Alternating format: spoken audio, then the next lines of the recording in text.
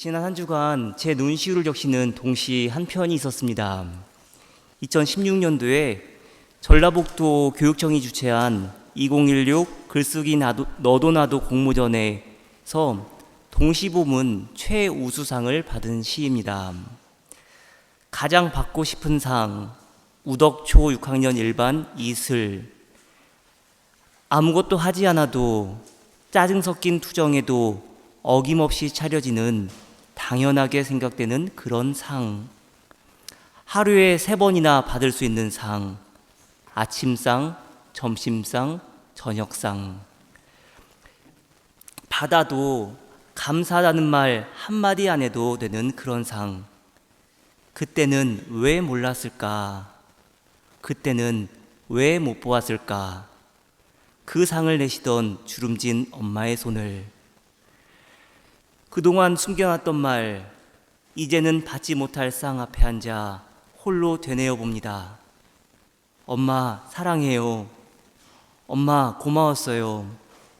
엄마 편히 쉬세요. 세상에서 가장 받고 싶은 엄마상, 이제는 받을 수 없어요. 이제 제가 엄마에게 상을 차려드릴게요. 엄마가 좋아했던 반찬들만 한가득 담을게요. 하지만 아직도 그리운 엄마의 밥상, 이제 다시 못 받을 세상에서 가장 받고 싶은 울 엄마 얼굴. 초등학교 6학년 그 어린 나이에 암으로 세상을 떠난 엄마를 그리워하는 이 마음이 절절하지 않습니까? 일찍 부모를 여인 율곡 이이 역시 이슬 학생과 같은 심정으로 하루 해를 아낀다 말한 바 있습니다. 하루 해가 짧은 것처럼 부모님을 모실 날이 얼마 남지 않았음을 생각하고 정성을 다해 효도해야 한다는 겁니다. 세월은 흐르는 물과 같아서 부모님을 오래도록 섬기고 싶어도 할 수 없기에 자식된 이는 당연히 정성과 힘을 다하여 하루하루 효도를 다하지 못할까 두려워하듯 부모님을 섬겨야 한다고 말합니다. 어버이 주일입니다. 부모님께 사랑한다, 감사한다 인사 드리셨습니까? 하늘에 계시든 이 땅에 계시든 혹은 부모님과의 관계가 좋든 좋지 않든 용기 내어 부모님께 감사 인사 드릴 수 있기를 바랍니다. 부모님과 이 땅에서 뵐 날이 과연 며칠이나 되겠습니까? 그래서 그런가 부끄러운 고백을 하자면 저는 어버이 주일에 이렇게 설교할 날이 이렇게 빨리 올 줄은 몰랐습니다. 그래서 그런가 오늘 설교 준비하기가 참 쉽지 않았습니다. 아내가 종종 이렇게 말했습니다. 당신 어버이 주일에 어떻게 설교할 건데? 부모님께 죄송하지만 부모님께 서운한 마음들이 있을 때가 있잖아요. 그런데 그런 마음 훌훌 털어버리라고 조언해 주면서 말하는 것이었습니다. 나중에 목사 안수 받고 그런 마음으로 어떻게 어버이 주일에 설교할 건데? 생각해보니 그랬습니다. 거짓으로 가식으로 강단에 서든지 아니면 제 마음을 고쳐 먹어야만 했습니다. 부모님께 서운한 분들도 계시죠. 계실 겁니다. 그래도 여러분 자신을 위해서라도 꼭 부모님께 문안 인사 드리시길 바랍니다. 동양 고전에 이런 말이 있습니다. 부모를 사랑하는 사람은 남을 미워하지 않으며 부모를 공경하는 사람은 남을 얕보지 않는다. 잘 생각해 보시길 바랍니다.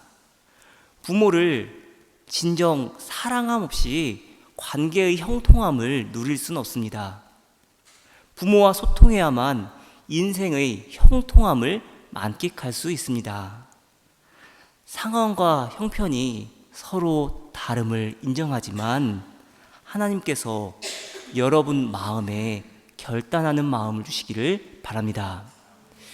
오늘 본문 2절 보면은 내 부모를 공경하라 제5계명을 인용하고 있습니다.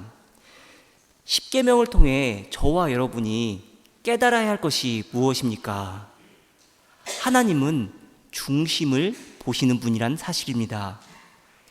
10번째 계명의 특징을 알면 제5계명부터 제9계명까지의 공통점을 발견할 수 있는데요. 10번째 계명은 마음에 관한 명령입니다.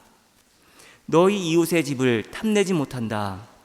너희 이웃의 아내나 남종이나 여종이나 소나 낙이나 할 것 없이 너희 이웃의 소유는 어떤 것도 탐내지 못한다. 어쩌면 10번째 계명은 제5계명부터 제9계명까지보다 덜 중요하게 생각하는 분들도 계실 겁니다. 제10계명이 다른 계명들의 부록처럼 여겨질 수도 있기 때문입니다. 그러나 이 계명이 중요한 이유는 행위보다는 마음에 초점을 두고 있기 때문입니다. 마음에 관한 명령으로서 하나님의 계명 중에 어느 하나라도 작은 욕망이나 생각조차도 품지 말라는 것입니다. 그래서 탐심을 삼가라 거듭 명령합니다. 이런 관점에서 보면은 이전 다섯 개의 계명은 탐심의 대상을 말하고 있습니다. 제5계명 내 부모를 공경하라 권위에 대한 탐심입니다.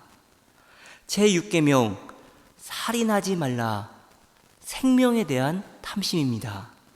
제7계명 간음하지 말라 아내에 대한 탐심이고, 제8계명 도둑질하지 말라는 소유에 대하여, 제9계명 내 이웃에 대하여 거짓 증거하지 말라는 명예에 대한 탐심을 말하고 있습니다. 권위와 생명과 아내, 소유와 명예는 누구의 것입니까? 내 것이 아닙니다. 부모의 것이고 이웃의 것입니다. 하나님께서 그들에게 부여하신 것입니다. 부모에게, 이웃에게 각각 속한 것이기에 내가 소유해서는 안 됨을, 그렇기에 그것들을 소유하려는 것은 탐심이라고 규정하고 있는 것입니다. 만일 부모를 공경하지 않는다면 저와 여러분 안에 이미 하나님께서 말씀하신 그 탐심이 이미 자리 잡고 있는 것입니다.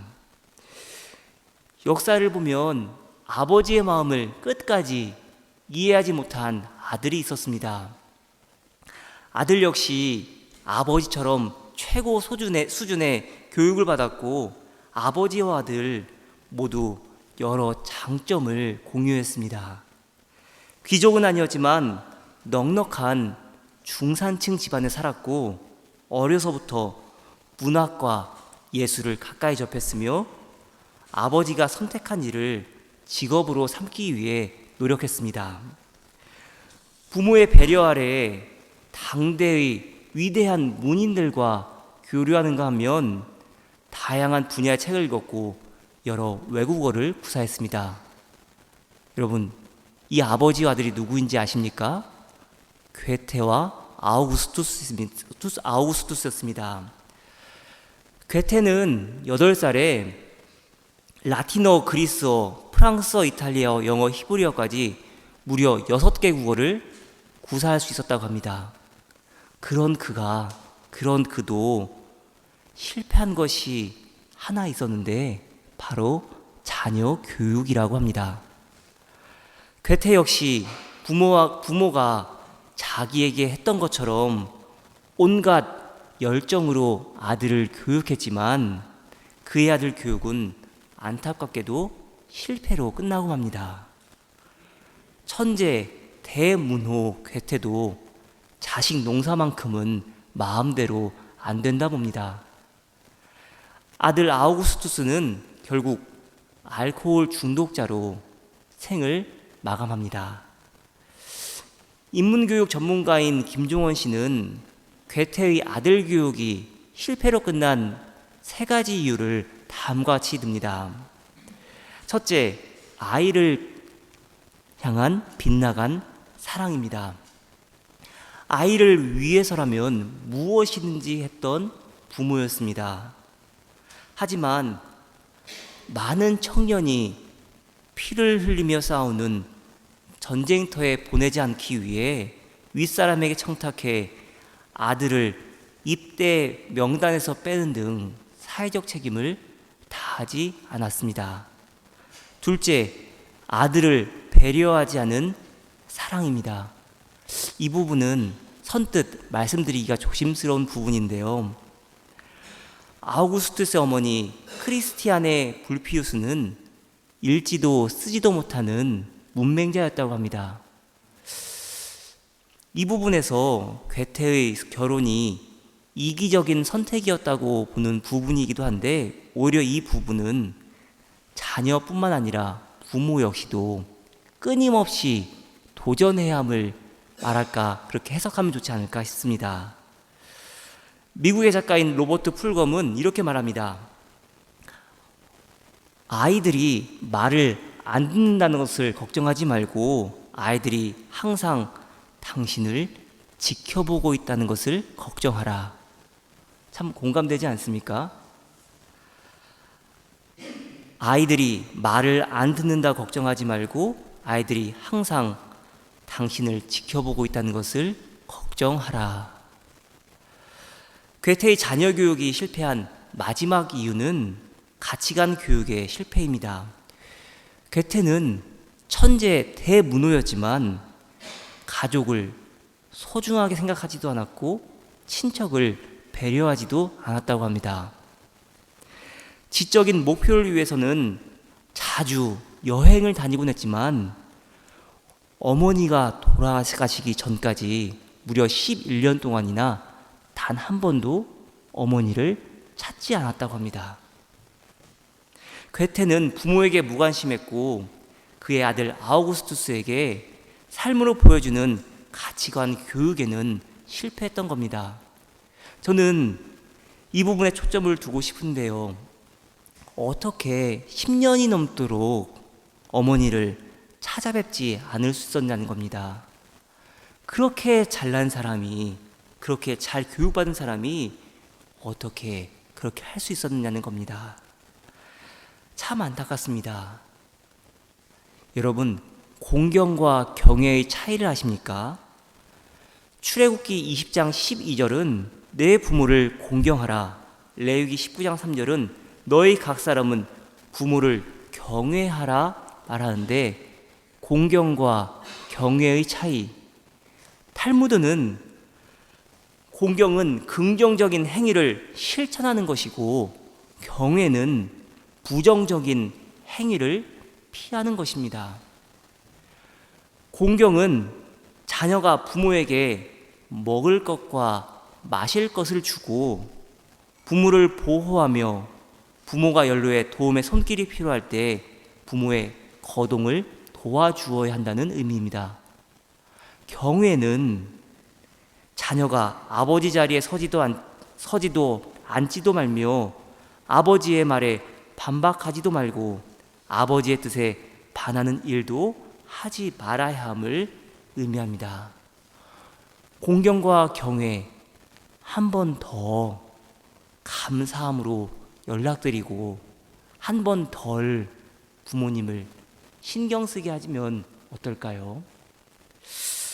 가난 때문에, 그리고 피부색 때문에 평생 단 한 번도 정식 음악학교를 다니지 못했던 마리아 앤더슨. 하지만 독실한 기독교 신자였던 덕분에 교회에서 노래하는 법을 배웠습니다. 이런 일화들이 있죠. 한 번은 연주 여행에서 만난 한 아르바이트 여학생이 그에게 사인을 부탁했습니다. 이제 사인을 해주고는 오늘 제 음악회에 오실 거죠? 이렇게 물었더니 그 여학생이 이렇게 답합니다. 가고 싶지만 돈이 없어 갈 수가 없어요. 이 말 들은 마리아 앤더슨이 바로 그 자리에서 아베 마리아를 들려줍니다. 1953년 주한미군을 위문하기 위해 우리나라를 찾은 적이 있었습니다. 당시 피난지 부산에서 마땅한 연주회장을 찾기 어려웠음은 당연한 일이었을 것입니다. 이때 앤더슨은 학교 운동장에서 피난민들을 위해 노래하기를 마다하지 않았다고 합니다. 여러분, 전공자로서 쉬운 일이 아니시죠? 그러나 마리아 앤더슨은 자기의 어려웠던 때, 가난했던 때를 기억했습니다. 성공한 말년에 기자가 그에게 당신의 인생 중에 가장 기뻤던 때가 언제였냐고 물었습니다. 그러자 이렇게 답합니다. 어머니께 더 이상 남의 집 빨래를 하지 않아도 된다는 말씀을 드렸다고 했습니다. 여러분, 부모를 공경하는 것, 기분 좋은 전화 한 통화로 시작해 보시길 바랍니다. 그런데 오늘 본문에서 부모를 공경하면 내가 잘 되면 땅에서 오래 살 것이다 말씀하는 근본적인 이유가 무엇입니까? 2절 3절 읽어드립니다. 내 부모를 공경하라고 하신 계명은 약속이 딸려있는 첫째 계명입니다. 내가 잘 되고 땅에서 오래 살 것이다 하신 약속입니다. 이스라엘 백성이 형통하기 위해 필요한 것이 무엇입니까? 그들 가운데 가장 필요한 것, 하나님의 말씀이 전수되는 것입니다. 하나님의 말씀을 삼가 듣고 지켜 행해야만 그들 가운데 하나님의 은혜가 날로 더하는 것입니다. 제사장 나라로 바로 설 수 있는 것입니다. 그런데 인쇄 기술이 없던 시절 하나님의 말씀을 배우는 길은 오직 부모를 통해서만 가능했습니다. 그리고 더 나아가 하나님께서 세우신 직분자의 말을 듣는 것이었습니다. 곧 부모와 직분자의 말을 듣지 않으면 하나님의 말씀을 들을 수 없었고, 따라서 가나안 땅에서 제사장 나라로 살아갈 수 없었던 것입니다. 그래서 자녀들이 부모의 말을 듣지 않는 것은 단지 불효의 문제로 끝나는 것이 아니라 하나님 나라의 존속과 맥을 같이 하였습니다. 그런데 여기서 짚고 넘어갈 것이 있다면 부모의 온전한 신앙 교육을 통해서만 하나님 나라가 확장된다는 것입니다. 설리번이 이런 말을 했습니다.